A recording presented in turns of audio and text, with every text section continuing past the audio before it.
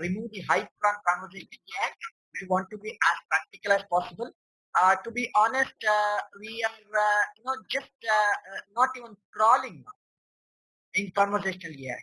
If you look at the evolution of the artificial intelligence or artificial general intelligence, there are four layers that we are looking at. The first of the layers is what we call as imitation. Just do what humans does. That is what we used to call as the symbolic computing or the expert systems. That era is over now, but still it continues because that's one paradigm. We cannot say rule-based systems will not work. Whether it is natural language processing, whether it is conversational AI, whatever it is, we will see rule-based systems still exist. The second one is basically the data-driven systems. Currently, we are in that era where we assume everything can be, discovered in data. Everything can be done with data. So we go on amassing the large amount of data and trying to get something out of it. Still, we are not reaching the place where we can say comfortably we did it. The third layer is basically, kind of electromechanical systems, the kind of robots which are there in the factory. But we want the kind of robots which can go and touch a coronavirus infected person. Though people say that you should not treat the person badly, rather you have to look at the disease. Everybody is making him a pariah. So can a robot do that? That's the third level where we are looking at in any hazardous situation, can a robot take over? Yes, some robots are there of such kind. The fourth one, which basically is artificial general intelligence, where really it understands what it means, because all of whatever we are doing now is what we call as parrot learning. I don't know how neural network knows what it knows, but I know what I know, I know.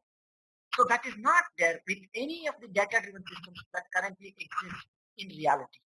So if you look at all these things, conversational AI comes in the second and third layer, where we would like to discuss, where we would like to interact with a system which cannot be differentiated from a human. We are not achieved it. We are not achieved it. So if you look at it, what do you think are common among these? Apple, Amazon, Google, Microsoft, you name them. What is common among them? Everybody thinks that this is common among them. There is Siri, there is Cortana, there is Alexa. Somehow Google felt that they should not give a woman's name there or a lady's name there, so they made it as Google Assistant. So all of this, they claim these are personal assistants, these are conversational AI. But when I asked them whether the bed is free in Victoria Hospital for one of my COVID patients, no answer. There's no answer. So what we are looking at is a true conversational AI in a specific vertical. All these companies are looking at, I want to know everything in the world about everything, which for us it's impossible and it's not needed. I don't see that my dad, who is a doctor, will talk about artificial intelligence. I talk about artificial intelligence.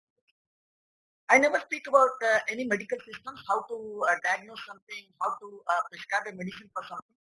So vertical specialization is always there. So any conversational AI which is not comfortable or which is not perfect in its own domain, in its own vertical, in its own specific task, is not likely to succeed.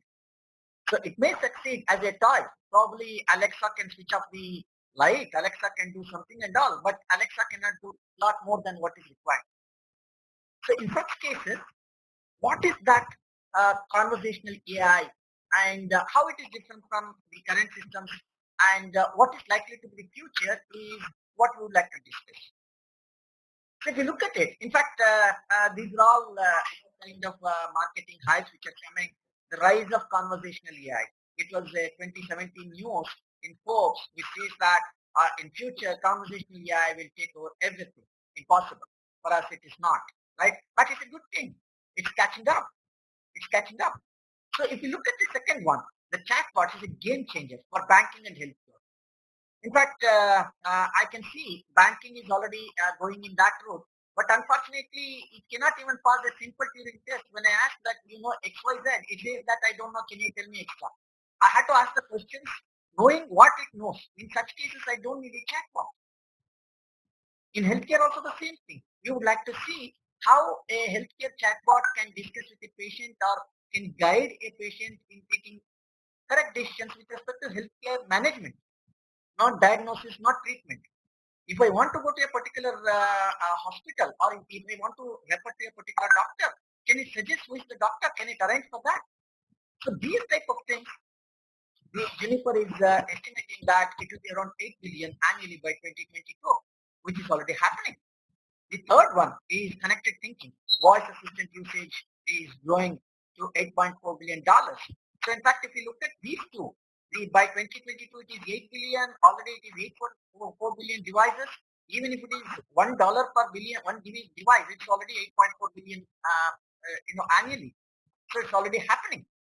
Right? Even in 2020, there is a expectation that voice assistant or the kind of a device or a software which can help people to discuss with the machines is likely to be the future. This is what is expected. Now the question is it chatbot? Now let's look at chatbot. What is a chatbot? Chatbot has got certain set of questions and it knows some answer. And it asks, are you looking for this? Are you looking for this? It gives some options. If you select any of the options, any of the connected actions or any of the connected answers with that question will be shown to us. If I want to select X, Y, Z, it selects that. Is that conversational AI?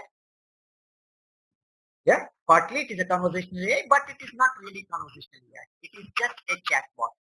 So if you look at it, a chatbot is nothing but a rudimentary conversational AI, and it is a rule-based conversational AI.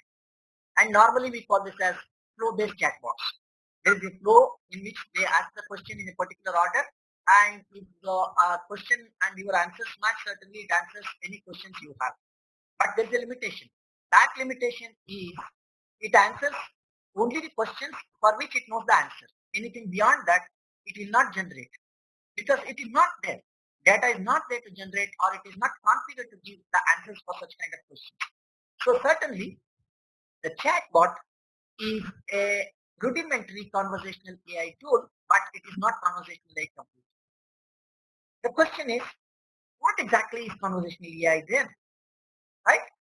So if you look at it, the first level of conversational AI, the chatbots or effective bots, when you go to SBI kind of chatbot, or if you go to Bajaj Finance Blue or anybody, so all of them will answer with some specific questions and pre-configured answers. Beyond that, they will not answer. They will fall into first group of effective bots.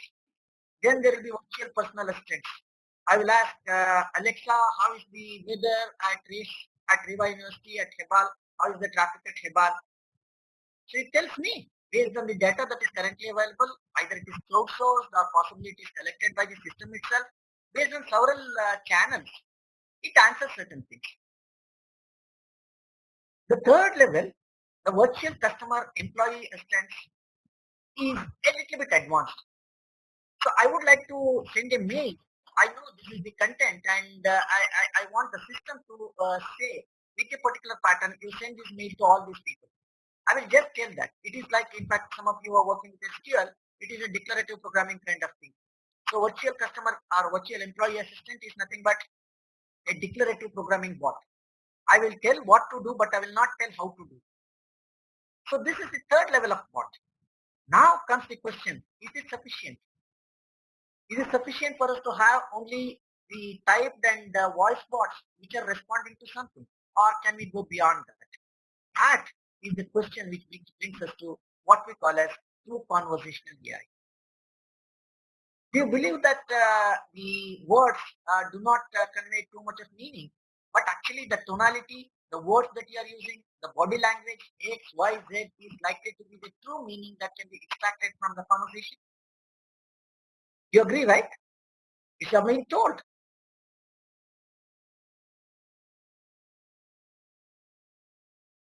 So if you want to do that, it is necessary for us to do lot of things behind the scenes. I cannot be voice neutral like Alexa. I cannot take some metallic voice and say that this is what you have to do and all those things. For me, it is good for my children to play with, but it is not emotionally connected with me. Because being humans, we do not want anybody to be speaking with a constant tone. If there is no variation in the tone, then we see that this is a bot. So how can we change that? That's the first of the question that comes. The second, how do I understand what emotion that person is in? Currently, I cannot annoy a bot because it is not annoyed. It doesn't understand what is the emotion behind my question. Why I am shouting? Why I am laughing? Why I am sarcastic? It is not understanding it. Simply throws out something which has been programmed to do. That's good. At least it is removed from the wrath of the end user. But the problem is, I never use it. I'm not interested in such kind of bots which is not really understanding what I'm trying to tell. So if it has to understand, it has to do a lot of things behind the scenes. It has to look at my face. It has to look at my body language, how I'm shouting, how I'm laughing, how I'm making sarcastic comment about it. Can it take that? Can it take my image? Can it take my video? Can it understand my voice? Can it use the words that I've been using? Can it understand the tonality? Can it understand the flow? So all of this is a very complex thing which currently is not touched upon by any of the software vendors for them because there is no money in it. The moment they make it, what is there in for them? In fact, I still remember whatever that has been done now, could it not have been done 10 years back? It is. Because in the software or for that matter in the business world, there is one thing which says that don't give anything at once. Ultimate should not be given at once. Everything should be, kind of incremental improvement and better money year on year. But coming from the academic side, we feel that, okay, if the ultimate can be done now, why should we wait for it? Can't we develop it now? We can develop it now. Can we develop it for whole of the universe to understand all the languages, all the knowledge that is possible in the universe? May not be. I don't think in my lifetime I can see such a kind of system. But I'm certainly sure that in next 10 years we'll be in a position to build a conversational AI where it is possible for us to speak to my phone. Maybe Hima Malini will be speaking to me and convincing me that I should not go for XYZ, I should do like this, and in a very convincing, rational, and very logical manner. Currently, it is not there. It is more like answering some questions which are already pre-programmed. So can we go beyond that? Is the question that we are looking at. Now that's where we see that the conversational AI is 95% different from chatbots. Chatbot is only 5% of conversational AI. Still 95% is yet to be developed, yet to be conceptualized, yet to be tested. Because conceptually, I can see any science fiction book or science fiction movie, things are working there. But is it there now for me to use? No, it is not. Can we get that? Can we do that? If that is the case, how can we do it? And why, in the first place, conversational AI is needed? So the first thing is engaging. I don't know how many of the current chatbots, current voice bots or kind things like that are really engaging. I have seen a couple of speakers, when they start speaking, the entire audience becomes silent. They get involved, they get engaged. The same possibility, we can bring such kind of engagement. That's why we would like to see the conversational AI can replicate the best of the speaker there. You can ask a question. Do you think that the customer services representative is not engaging? The research says that 60% of them are actually annoying the customer. Only 40% is capable of engaging with the customer. Why we cannot replicate that 40% to other 60%? Because we don't know what they are doing. Try to analyze how many questions they have answered, efficiency, XYZ, all those things will be done. The content is not analyzed. So the next bot, after the flow kind of a chat bot, we go to the content-based bot. But content-based bot is also very specific. We would like to go for context-based bots. It can be video bot, it can be voice bot, it can be chat bot. When all the three are there, when it is capable of engaging with the audience, with the customer, with the patient, much better than the human, do you think you such kind of bot? Or do you say that no, let him shout at me, but I would like to see the humans? Unlikely. It's unlikely. We would like to see anything that is engaging, that is soothing to our mind, that helps me to center myself. That's one thing that we are interested in. So conversational AI can make the engagement more engaging. The second is asynchronous. The moment you ask a question, if I know what is your next question and try to get answers for all those questions and answer 10 of the different customers at a time without any fatigue, that is what we would like to see as asynchronous. Next comes the cross channel. I would like to start with social media. I would like to start with WhatsApp. I would like to go through my phone. I would like to go through video, anything. There must be a cross channel capability for the conversational AI. Normally we say that is it possible? In fact, abstract, yes, it is possible. What we have to do is just change the interface. Rest of the things remain same. But it should know how the interaction happens at different channels. If such kind of intelligence can be added, certainly it is possible that we can go for cross-channel conversational artificial intelligence. We can do that.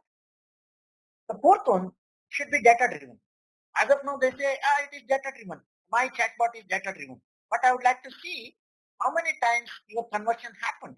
You are trying to sell something, when somebody comes to your site, you meet them as a prospect and you try to convert them into a paying client or customer. How much has happened? Do you really measure the effectiveness of your chatbot? How are you measuring it? I'm not seeing any article that is coming which says that my chatbot is so good. It resolved 98% of the questions very, very successfully. No, I have not seen that. They say that my efficiency has improved by 10% XYZ, but how many are correctly answered? We don't know. So it must be data driven. So conversational AI, when it is talking to somebody, when it is conversing with the humans, it will take out a lot of things like this, which is data driven, which tells me about how to become adaptive. So that will be the seventh point, but it comes from the data driven. And when something is missing, it should prompt. You should ask, do you mean to say this? Or do you mean to say something like that? Or can it connect the unrelated variables and say that this is most likely what you're searching for? So such kind of prompting makes the conversational AI more intelligent than a human conversational representative with a customer, with a patient, with a financial client, whoever it is. Actually, business is looking at something else. Business is looking at cost effectiveness. If I have one conversational AI which is adaptive and which can stay with me for next 5 years without any technological obsolescence, the cost of that is 2 months salary of my customer sales representative or customer services representative. Do I need to have customer service representative at the volume I have, or can I reduce it by half? A lot of people think that as an ethical question that you should not automate, you should not make robotic driven company and things like that, but that is likely to happen and eventually it will happen.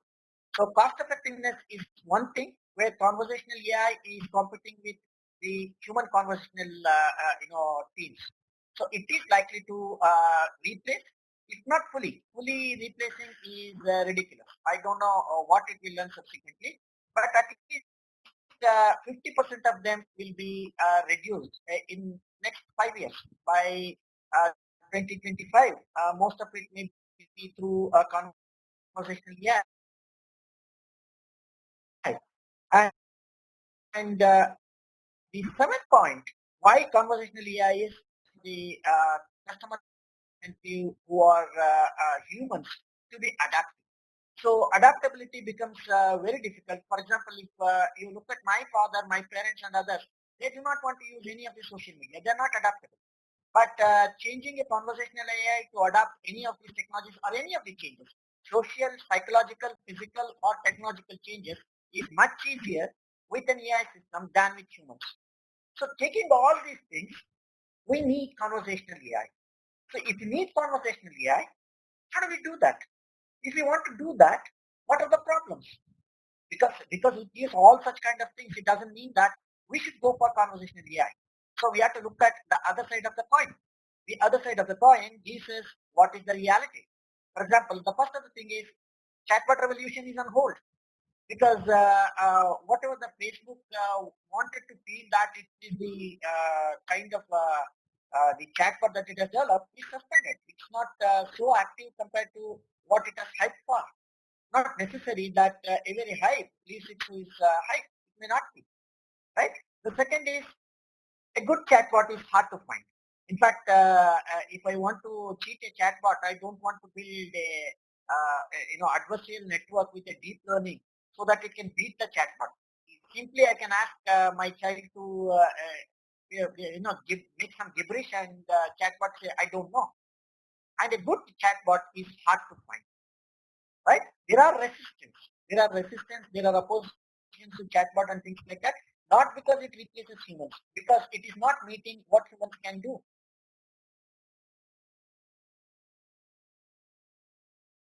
It's not creative. And the last one, which is very, very important, is 73% don't trust conversational AI voice assistants. What happens when you ask, take out 10 rupees and they takes out 10 rupees from somebody else's account and puts into your account, and you will be caught, and you cannot say that I've asked my voice bot, you can put it behind the bars. No, it is not. Responsibility lies with the owner. If that's the case, this is very sad and scary. 73% don't trust conversational AI. What can be done? Because nobody is interested in this side of the conversational AI. People are looking at, okay, it can replace people, it can do that, it can do this and all those things. But actually the problem is this. I give my money to the bank because I trust. But when bank is sorry for that. So I may not be interested in putting anything into the bank. So still, because people are there, I may trust people. I may not trust the AI. So these are some of the resistance. Then what are the problems? In fact, the first of the problems some of my team members are working is languages, dialects, and accents. In fact, one of my team is working on the code switch languages. Uh, Normally, what happens is we have been heavily taxed by English. Everybody assumes that you have to develop an application in English, but Chinese never develop an application in English for China. It will be in Chinese. And most of the language barriers in India, how the percentage of the people who can speak English or who can really converse in English or who can use any English applications which we call as English tax is hardly about 23%. Rest of the 77% use the vernacular languages, within vernacular languages, dialects, within dialects, their own accents. If that is the case, can you expect somebody to speak only the Queen's English so that my system can understand? It stops at the door itself. It is not necessary. In fact, one of my team which is working on code switch is basically developing an application for a voice assisted grocery list development. You just speak. You speak in any language. For now, we are looking at the southern languages along with English and Hindi. So when we look at it, you speak in any language, you talk anything about that. If it is available in that superstore, it will be given to you. You need not have to say that only in English, only in Kannada, only in Hindi. You speak 5 different languages with 5 different dialects and 2 different accents. Still it recognizes what exactly it is. And it tells you at the end of the thing, it tells you this is what you have asked for. And then you can submit it and the grocery can come to your home. So we call it as the, yeah, please, I will answer that later. Will that be okay? Yeah, sure, thanks. The second one is outdoor noise. Just before the commencement of this session, we had the speaker, when mics on and the speakers on, and there was a cacophony. In that outdoor noise setting, multiple speakers speaking and all things, humans can still recognize who is speaking and what is speaking. The conversational AI is not in a position to understand that. If Alexa is confronted with 10 people asking different things for Alexa, it will stop. It doesn't know what to do. Siri will not do. Cortana will not do. Google Assistant will not do. So that noise cancellation, focusing, and these things are some of the important aspects that are to be taken when we build a conversational AI. Look at it. It has nothing to do with the fancy hype of it does this, it does grocery list development. It's nothing to do with that. These are all technological challenges that we are trying to tackle. The unscripted questions. All of a sudden some question comes which is not there in my knowledge base, and unplanned responses, and some gibberish comes. So can it recognize that it's a gibberish and say that based on the context, this is the, are you trying to play with me, or it can play another trick? So these are some of the questions. Then can it recognize the tone and sarcasm? If it cannot recognize the tone and sarcasm, Certainly, it cannot understand what is the mood with which the customer is speaking. If he's shouting, if he's angry, specifying him and then giving him a solution will make sure that he's talking to a human representative rather than a conversational AI bot. How can we bring this? How can it recognize sarcasm? How can it recognize tone? How can I recognize its mood? How can it go with how to handle this particular anger and reduce it and bring it in neutral? Then try to take it on my side. So generally, this is what we call as modeling. It has to model best of the customer representatives who handle such kind of very noisy or very angry customers. Uh, People are there who can handle angry customers. They can specify the angry customers, they can lead them, then they can tell what is the best solution that is available. So how are they doing it? How are they listening to the customer? How they are responding? They are all unscripted. It's all unplanned responses. They recognize the tone, they recognize the sarcasm, still they continue and they pace it, they lead it. That's what they are trying to do. And there will be slang and jargon. So people like me, we don't like to recognize the slang and jargon. You cannot have me as your customer service representative because I want them to speak in a very formal language, which is not correct. Can my AI understand the slang and jargon? So these are the real tough challenges that we are having now, which have to be addressed as early as possible so that some product can go off of India. That's what we are looking at. So it has nothing to do with whether it cannot be done. Probably it is not interested. People are not interested in doing that now. We are looking at the white spaces which are possible, and we are trying to do what can be done to improve the conversational AI and how we can make a product out of these type of technologies. The question comes, okay, boss, you tell all these things, how it looks like. In fact, I took the courtesy from Microsoft, and this is one of the architectures. It's huge. The architecture is a tough challenge for us to understand what to do and all those things. But companies like Microsoft, Google, and others have already worked and have given a reference architecture for us. We can just use this architecture. It's not necessary that we have to use their components. We can replace all these components with our own components and make a vertical solution. So one of the things we at Raise are interested in is bot cognition intelligence. So this is where we are spending most of our research time, most of our field tests and things like that. So we are working on things like this.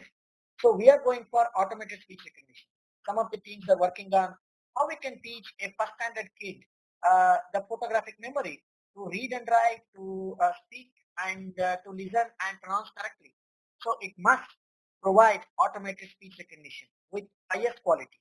Not the voice quality, it is conversion quality, it is recognition of the words that is spoken by the kid. It is about how kid is pronouncing it. Is it stressful for the kid? Is the kid, enjoying speaking to the system? How it is doing it, right? Then it is natural language understanding. It goes a step beyond natural language processing. It has to understand what is the meaning of that, a particular sentence which is being spoken, or a phrase which is being spoken, or what has been so far what the customer has spoken. Can I understand the gist of it? Can I summarize it? And can I make a response for that? What is the response? How can I make the response? What is the response? Yeah, what will be the next question for that response? Then offer a specific language, because I cannot go with a preset rule-based language. So if I ask this question, answer this, ask this question next. So that cannot be prefixed. So it can be natural language generation. How it learns, how I imitate, how I mimic, how somebody is speaking. So can a machine do that? Yes, machine can do all of this, and the technologies that currently we are using are machine learning and deep neural networks.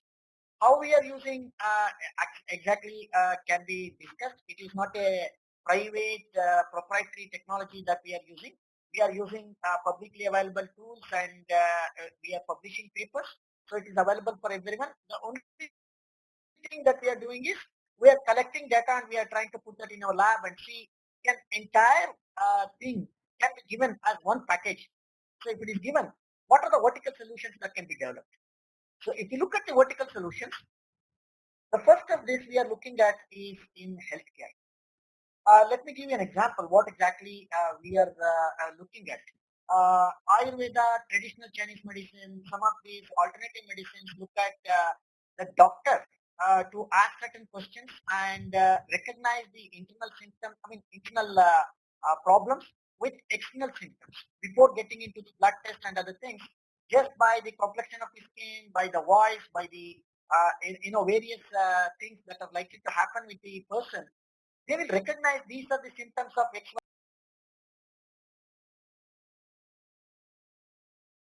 XYZ kind of disease. There are very few doctors who are capable of speaking to the patient and extract that information, interpret that information, and diagnose this is likely to be the disease.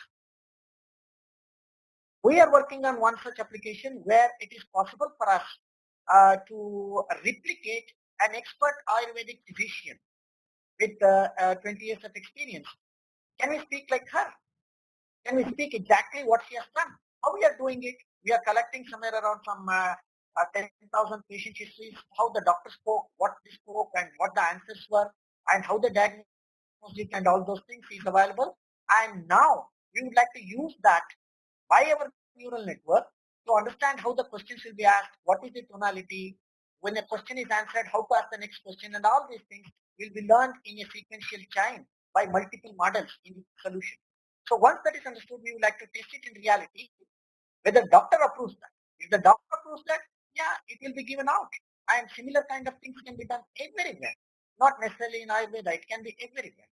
The second one is in education. So in education, like I said, we are working on a teacher in machine project where our task is to go for some kind of can we make in fact I know how much plight the teacher has when a cranky kid like me will be sitting in front of them and making their life a hell. So they get fatigued. How much teacher I can expect to spend time with one kid? I don't. I don't.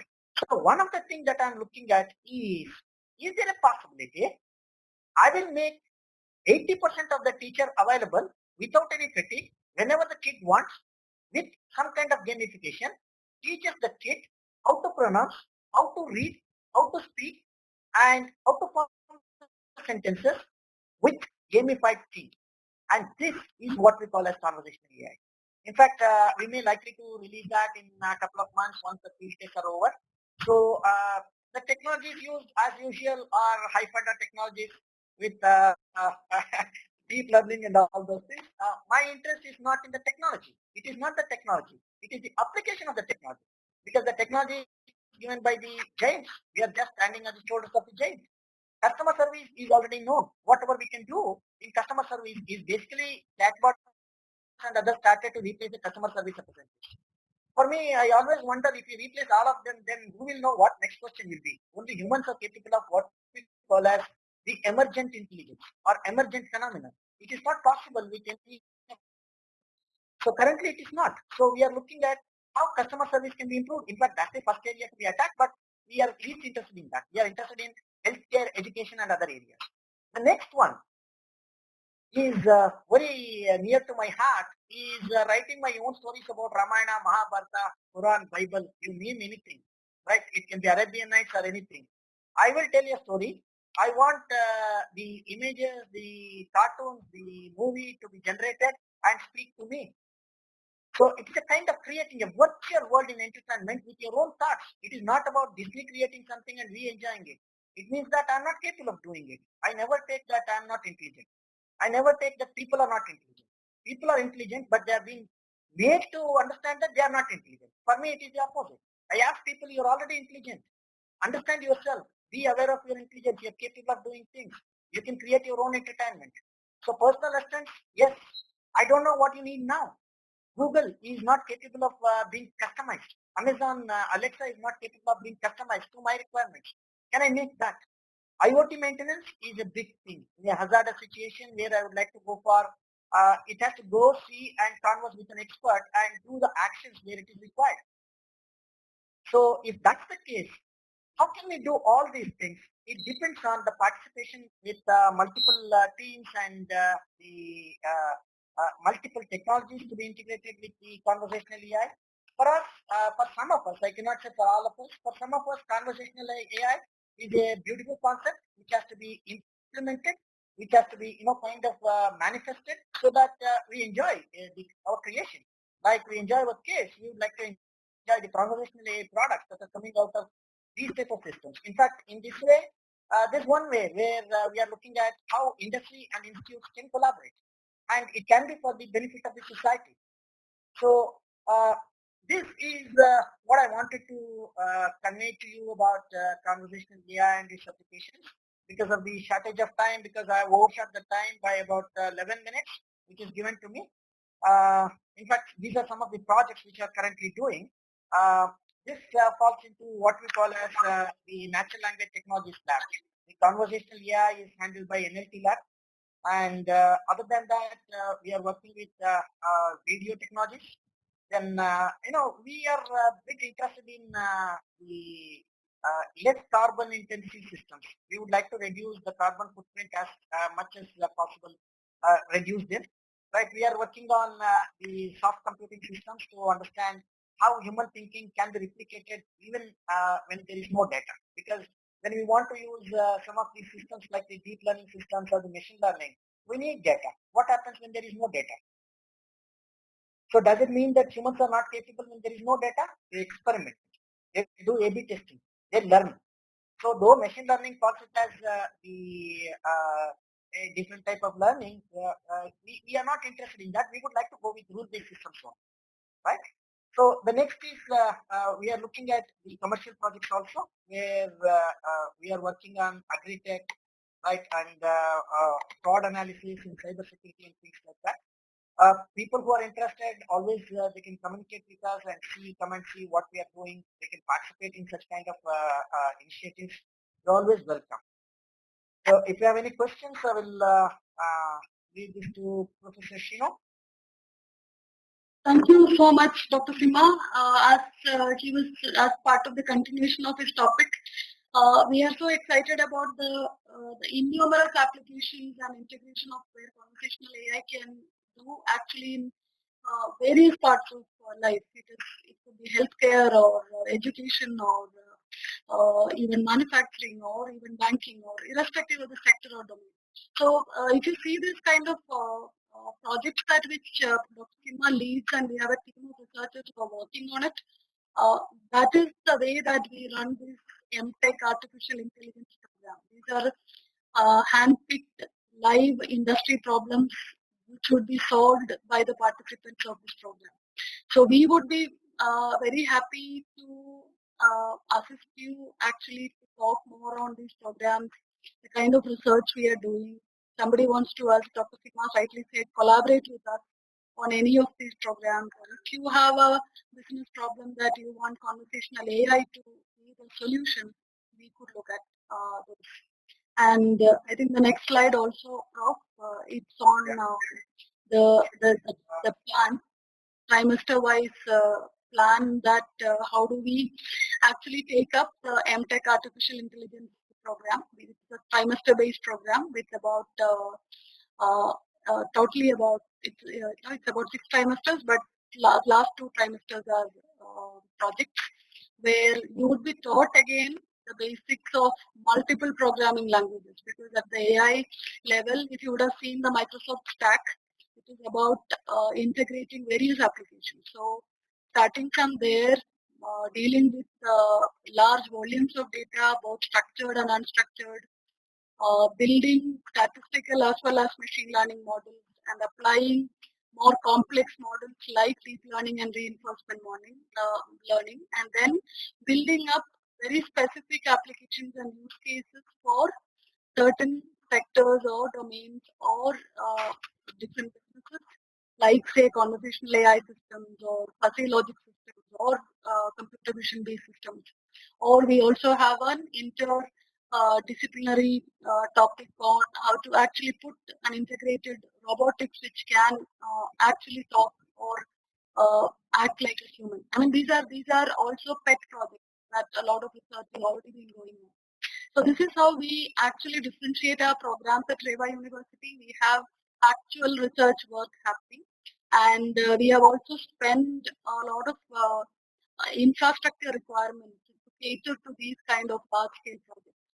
So we would be very glad to take up any questions. I think we have a set of questions for Dr. Sima. Yeah, please. Yeah, if Pawan can, or I can just read something. What is the conversational AI scope in robotics? One of the questions.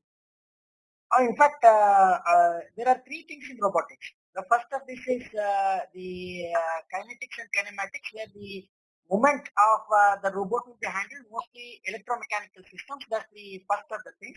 The second is the internal mechanism of planning and scheduling. What is to be done, how it is to be done, how do I learn, is the second part of the robotics.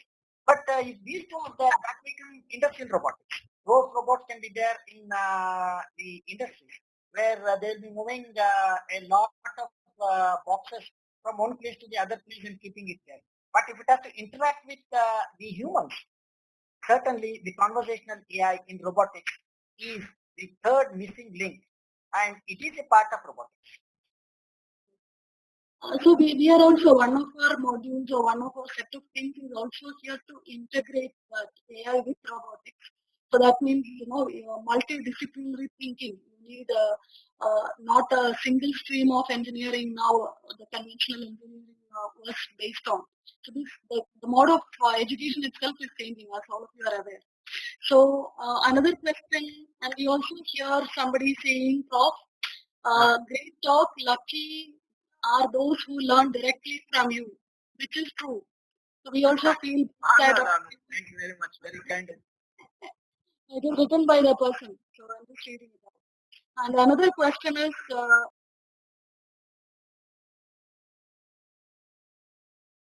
how is it useful in healthcare and how it can detect the health of a person? Oh, we are doing a project in that. Certainly, I can say, because I can be vocal and I can say there's a mafia which says such kind of things should not be there, because doctors should be supreme, doctors' words are supreme, because they say that Vaidya Narayana Harihi. After God is the doctor. So we have to listen to them, but we are questioning that. Are they needed? In fact, recently we started a work on, is there a possibility the progression of the skin, progression of the eyes, progression of the hair color can detect the person's composition. You take the photos of yourself with a good HD camera, which currently available on any smartphone, and you keep your personal watch on your health. So certainly such kind of things are possible in Ayurveda, which we are doing now. Yes, it is possible in allopathic medicines also. Just send me XYZ in terms of your blood report and other things. It is not necessary that it should be related only to image. It can be anything. So certainly diagnosis, the healthcare, the bedside advice and things like that is a part of application of the conversational AI in healthcare. In fact, I'm not surprised if tomorrow a nursing assistant will come, which will make elderly more pleasing than their own children. I'm not surprised. I'm not surprised. When my grandfather, now he's no more, but possibly I may like my son to have a robo for me instead of my son himself. Possibilities are there. So conversational AI will help both the kids as well as the elderly much more than the adults, because as adults we think that we can handle anything. Actually, we are more vulnerable. So that's where the psychological counseling can happen with a conversational AI, where the psychiatrists and psychologists are the first line of defense. They say that no, systems cannot do that. It's okay. It's okay. If systems can alleviate 50% of the load on the psychologists, why not? It should be done. So again, just to reiterate what Prof is telling, that I think we are just seeing a beginning stage of AI, conversational AI revolution, and I don't think any areas are going to be left where these applications are, especially the monotonous, acts of humans, and all those would be taken over, I'm sure, in a very possible near future by conversational AI, which is much more evolved than today. Definitely, there is a lot of work to be done. The question, I think one or two questions we will take because we have crossed the time. One question is that how do we monitor the performance of a conversation? In fact, when we were told how to model people, we have been told the quality of response you get from your conversation is the result of your communication. If the quality of the response is they agree for everything you say is good, when you're not, they're not agreeing. What exactly is to be done? That's a feedback for us. Let's say that in the customer services representative case, if customer service representative answers 9 questions correctly or 9 clients are handled correctly out of 10, and my robotic system is capable of, or my conversational AI system is capable of handling only about 3, it's very bad. I would like to go for a CSR. But if the other way around, the CSR can handle angry customers only 3 times out of 10, but a conversational AI is capable of handling it 7 times out of 10. I prefer a conversational AI over a CSR for handling angry customers.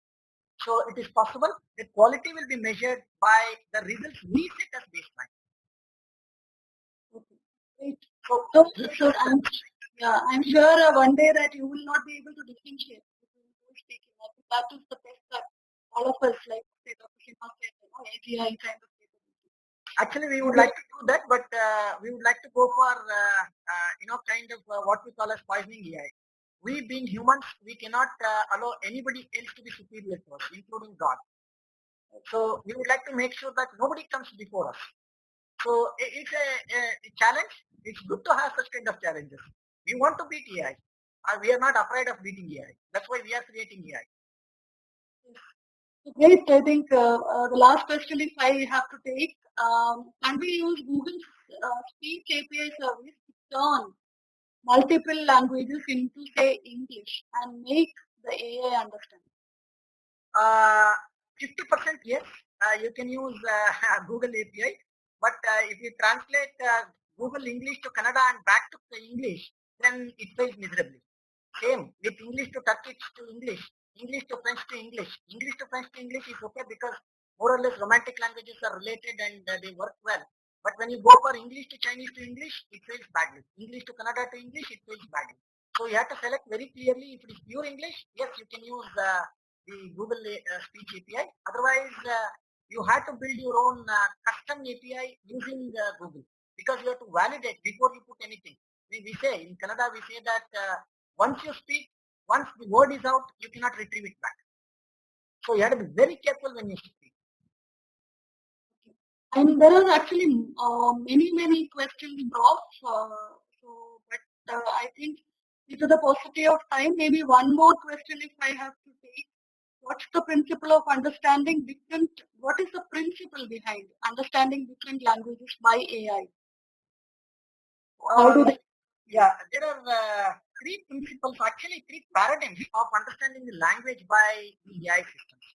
The first of this is how we think. In fact, still I remember how I have been taught Renan Martin grammar. I hate how I learned it. Probably if I had a good English teacher, probably I would have learned a better English. But always we hated it. We thought that if X is there after that X, Y should come. Such kind of rule is one way. But there are people who can teach it better. We would like to understand from them. So that basically is a semantic kind of thing where we would like to understand based on the current understanding of the group, how people are thinking. If people think that an elephant is a tiger, everybody calls it as tiger. There is nothing wrong if I call that as tiger. I don't have to prove that, no, it is an elephant. Everybody should agree with that. So the collective formation of the language is one way.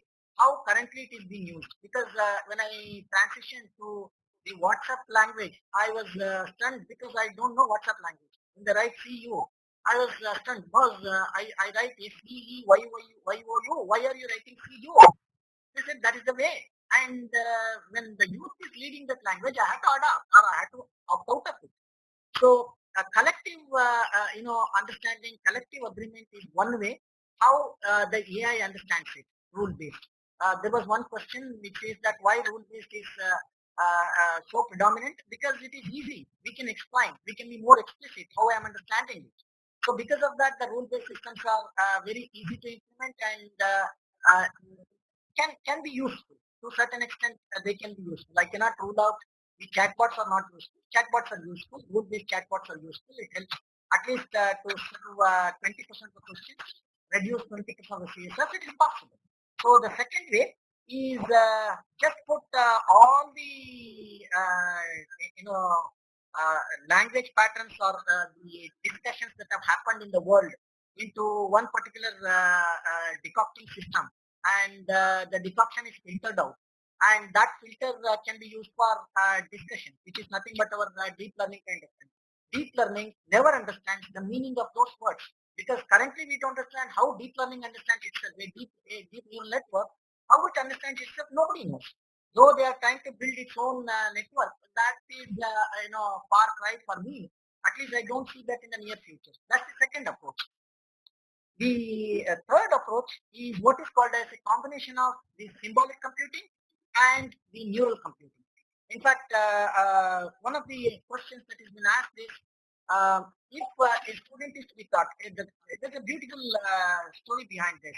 Somebody asked the child, they were teaching a child, 7 1 is 71, 6 1 is 61, 5 1 is 41, 51, 4 1, what is it? The child said 41. 3 1, 31, 2 1, 21. What is 1 1? It said 21. And if 21 has been told, the neural network learns 11 is 21. But a rule-based system can clearly change that perception only once. One example, not 200 examples, 10,000 examples as required by the deep learning systems. One example, whenever it is 11, it's an exception. It is not 21, it is just 11. The boy learns that. And a combination of these two is what is likely to be featured. In fact, you can look at the discussion between the symbolic experts and the neural experts which are debating. We are sitting on the fence. Whoever wins, we will go with them. So these are the three approaches by which the AI is trying to understand the language.